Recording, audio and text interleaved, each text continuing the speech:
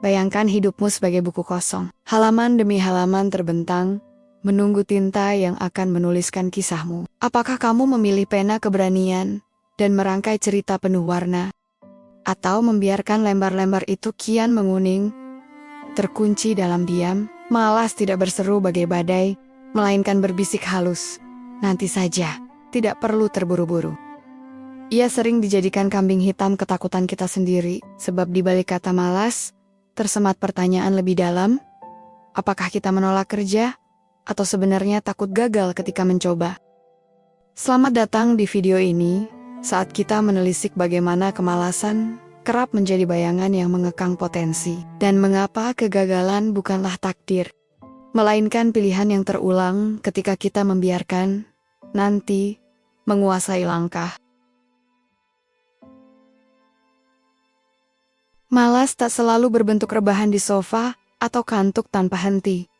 Ia lebih licik. Kadang, ia menyamar sebagai kebutuhan istirahat yang sah, memanggil otak kita di tengah kesibukan. Ia muncul dalam wujud scrolling tanpa ujung di feed media sosial, menggoda dengan janji informasi segar yang tak pernah selesai. Setiap geser jadi alasan menunda tugas penting. Ia juga berpura-pura pintar dengan bisikan. Tunggu momentum sempurna. Rencana besar pun terkatung-katung, tak satu pun terwujud. Pernahkah kamu menunda email penting, menunda panggilan, atau merencanakan proyek hingga berlalu bulan, hanya demi menunggu hari terbaik? Itulah wajah malas yang kerap kita anggap remeh. Ia bersarang di kalender kosong, tanggal demi tanggal, berlalu tanpa progres. Kita duduk terpaku, berharap tugas lenyap sendiri. Padahal kemalasan bukan lawan utama. Ia sekadar topeng yang menutupi ketakutan akan penolakan dan kegagalan.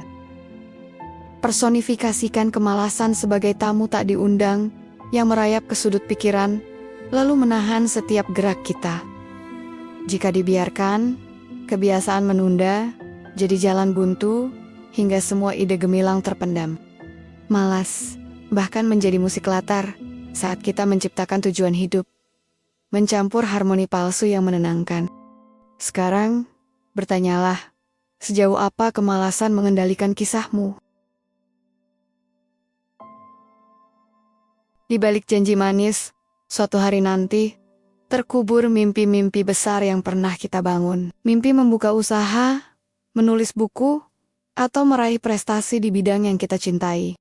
Namun lubang penyesalan perlahan terbentuk, membentuk bukit yang menjulang tinggi. Di puncaknya tertulis nama ambisi besar, namun aksinya tertinggal puluhan lapis di bawah tanah. Ingat Alfi, lulusan sarjana dengan IPK gemilang. Dia bermimpi memasuki dunia profesional, memulai karier yang dikerjakan larut malam. Tetapi layar ponsel mengintai, memamerkan kesuksesan orang lain. Alfi menunda revisi, menunda lamaran, menunda setiap langkah. Lama-kelamaan proposal beku, debu tebal menutupi kertas rencana. Esok akan lebih baik, katanya. Esok itu tak pernah datang. Ambisinya menjelma fosil, terbenam dalam keraguan-raguannya sendiri. Lalu Benny, wirausahawan muda, dengan modal pas-pasan, setiap kali menghadapi risiko, ia menunggu data sempurna, analisis ulang, strategi ulang, hingga dunia melaju tanpa menunggu. Peluang berlalu begitu saja, hilang dalam ledakan ide pesaing yang berani bertindak. Ia terdiam di reruntuhan kesempatan. Apa yang mematikan dua kisah ini bukanlah kurang kemampuan, melainkan topeng yang disebut malas. Sesungguhnya, kemalasan adalah kamuflase ketakutan. Ketakutan gagal, takut dikritik, takut melangkah. Jika kita jatuh, siapa yang peduli? Jawabannya muncul dalam satu bisikan. Lebih aman di balik pengecualian dan penundaan.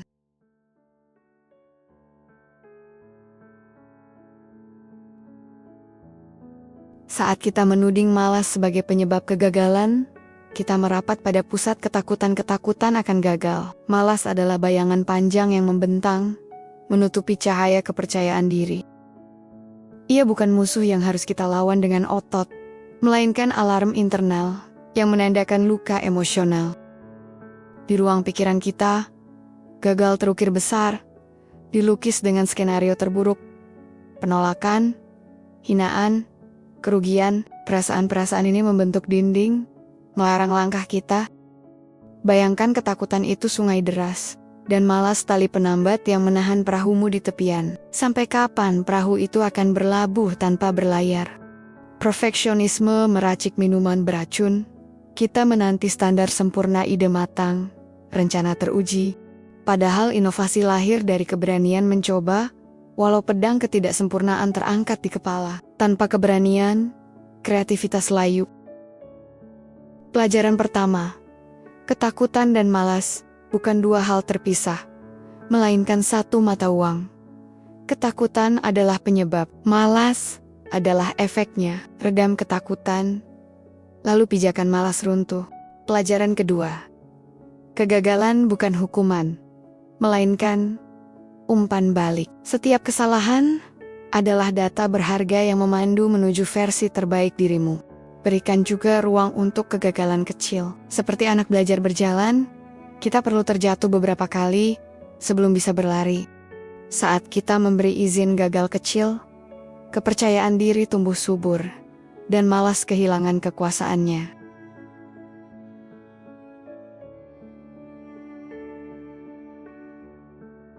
Setelah memahami tamu malas yang menari di panggung ketakutan, kini saatnya mematahkan lakon itu lewat langkah mikro. Pertama, tetapkan target mikro. Alih-alih mengejar menguasai sebuah topik, fokuslah pada menulis satu kalimat atau membuat kerangka singkat.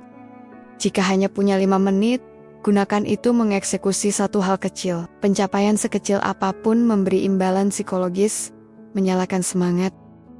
Kedua, terapkan teknik Pomodoro. Atur timer 25 menit untuk fokus penuh, lalu beri diri istirahat 5 menit. Teknik ini melatih otak bekerja dalam kerangka waktu konkret. Menetralkan argumen nanti dulu. Selama 25 menit, matikan notifikasi ponsel dan tutup tab media sosial. Ketiga, rayakan setiap kemenangan kecil. Tidak perlu pesta meriah, cukup akui dirimu sendiri. Setiap to-do list yang tercentang satu paragraf, satu email, satu panggilan layak mendapat tepukan untuk diri sendiri. Perayaan ini krusial agar otak mengasosiasikan aksi dengan penghargaan, bukan hukuman.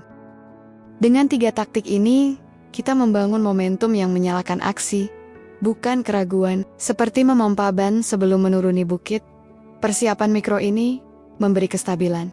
Begitu roda momentum berputar, aksi besar akan mengikuti dengan sendirinya.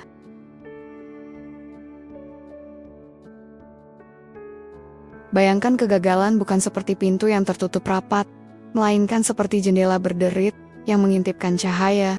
Setiap kali kita terjatuh, bukan untuk merasa hancur, melainkan untuk belajar menarik napas lebih dalam dan menatap dunia dengan sudut pandang baru.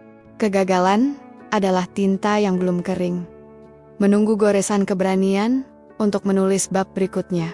Sejarah penuh dengan nama-nama yang pernah bergelap sebelum bersinar. Thomas Edison gagal ribuan kali sebelum lampu pijar menerangi dunia.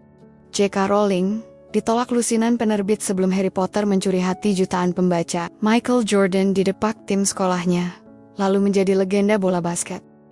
Mereka tidak berhenti karena jatuh. Mereka terus bergelut, membiarkan kegagalan menjadi pelajaran bukan alasan. Sekarang, mari renungkan, apa arti gagal bagi dirimu? Apakah itu catatan buruk yang menakutkan? Atau rangkaian langkah kecil yang memformat ulang strategi? Alih-alih mengubur ide di lubang penyesalan, ajukan pertanyaan, pelajaran apa yang bisa kuambil? Setiap kesalahan menghantarkan kita pada pengertian lebih mendalam tentang kekuatan kita sendiri. Jika kamu ingin mengubah kegagalan menjadi bahan bakar, mulailah dengan mencatat satu hal yang kamu pelajari hari ini. Tuliskan 3 kata kunci, perasaanmu saat gagal, tindakan korektif yang bisa diambil, dan 1 langkah kecil untuk besok. Dengan jurnal harian, kamu memetakan pola pertumbuhan secara perlahan. Keraguan dan malas akan terhapus, digantikan jejak kemenangan. Kamu tidak perlu menghadapi ini sendiri. Di kolom komentar, Bagikan satu cerita kegagalan yang pernah kamu alami dan bagaimana kamu bangkit kembali. Di situ, kita akan saling memberi semangat, menguatkan yang lain dengan kisah nyata. Setiap cerita yang kamu tulis menjadi cahaya kecil bagi mereka yang sedang terjebak dalam bayangan malas. Terima kasih telah menyimak sampai akhir. Ingat, buku hidupmu masih tebal, penuh halaman putih yang menunggu kisah gigihmu. Kamu pemilik pena, penulis utama takdirmu sendiri. Hidupkan kembali cerita itu dengan aksi nyata. Dan biarkan tinta kegagalan berubah menjadi tinta kemenangan.